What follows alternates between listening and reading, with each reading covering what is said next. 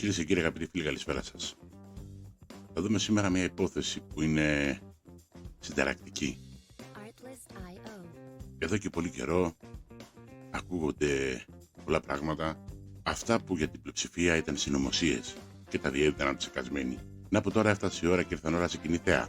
3,5 εκατομμύρια σελίδες των αρχείων Epstein προκαλούν αναγούλα και αποτροπιασμό. Μια υπόθεση που έχει καθυλώσει όλο τον κόσμο, καθώς αυτός ο φάκελος εμφανίζει τη βρωμιά και τη δυσοδεία της παγκόσμιας ελίτ. Για πολλούς αποτελεί έκπληξη ότι οι εμπλεκόμενοι από όλους τους χώρους των κυβερνήσεων, των κομμάτων, των δογμάτων, ηθοποιοί και άλλοι σε υπόθεση βιασμών μικρών παιδιών, ναρκωτικών, δολοφονίες ολόκληρων κρατών, μεταξύ αυτών και της χώρας μας. Ντοκουμέντα αναμφισβήτητα για τα έργα και τις ημέρες της σκοτεινής ελίτ, που δεν πρόκειται απλά για ανθρώπους, αλλά για υπανθρώπους που ικανοποιούσαν τις ανώμαλες ορέξεις τους με παιδοβιασμούς, σατανικές τελετές, θυσίες παιδιών και κατανάλωση ανθρωπίνου κρέατος. Τεράστια βρωμιά και δυσοδεία. Τα μεγάλα ονόματα σε αυτά τα αρχεία είναι άτομα υπεράνω πάσης υποψίας. Προέδροι οργανισμών, τραπεζίτες, πολιτικοί, θρησκευτικοί ηγέτες, κρατικοί λειτουργοί, επιχειρηματίες, ηθοποιοί, τραγουδιστές και άλλοι. Αρρωστημένα μυαλά κυβερνούν τον πλανήτη. Στα αρχεία του Epstein περιλαμβάνεται ένας όγκος emails του ίδιου του Τόμσκι που αφορά την Ελλάδα των μνημονιακών χρόνων. Εκεί αποκαλύπτεται η κατασκευασμένη επιχείρηση για τη χροκοπία της χώρας. Με χαλκευμένα στοιχεία η Ελλάδα οδηγήθηκε στα μνημόνια με ανύπαρκτο χρέος. Όμως οι γαλλικές και οι γερμανικές τράπεζες βρέθηκαν εκτεθειμένες σε κινδύνους λόγω άστοχων και επικίνδυνων επιλογών σε έσχατο σημείο και έπρεπε να σωθούν. Το Διεθνές Νομισματικό Ταμείο και η Ευρωπαϊκή Ένωση αλλά και οι τραπεζίτες βρήκαν στη χώρα μας το εύκολο θύμα με την αμέριστη βοήθεια πάντα των τοπιών πολιτικών. Τα αρχεία αναφέρουν λεπτομερώς την Μέρκελ και τον Σόιμπλε και την ενορχίστρωση ενός δυσθεώρητου χρέους που θα χρηματοδοτούσε η Ευρωπαϊκή Ένωση.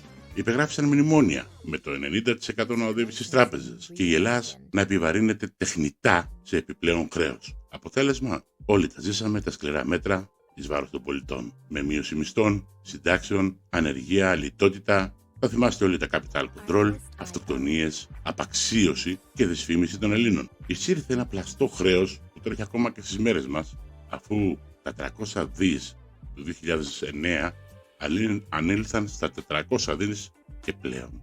Οι Έλληνες πληρώνουν αδίκως και το χρέος μεγαλώνει. Αλλά δεν είναι μόνο αυτά.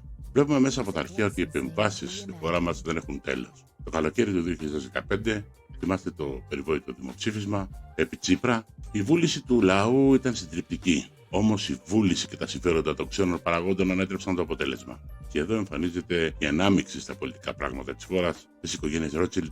Μέλος της οικογένειας αυτής εμπλέκεται απροκάλυπτα σε γεγονότα της εποχής και προκαλεί την ένταση μεταξύ Τσίπρα και Βαρουφάκη, αφού ο τελευταίος ήταν ανεπιθύμητο. Αντιλαμβάνεστε λοιπόν πόσα πράγματα συμβαίνουν πίσω από την κουρτίνα και έχουν άμεση σχέση με τη ζωή μας. Και το ερώτημα μένει πάντα ανοιχτό και βαραίνει όλους εμάς. Εμείς ως πολίτες που ζήσαμε αυτή τη φτωχοποίηση, την ανασφάλεια και τη διάλυση της ζωής μας και τα συμφέροντα λίγων και ισχυρών ανά τον κόσμο. Τι θα κάνουμε από εδώ και πέρα? Θα συνεχίσουμε να παρακολουθούμε παθητικά ή θα συνειδητοποιήσουμε ότι τίποτα δεν αλλάζει αν δεν αποκτήσουμε συλλογική στάση και ενότητα?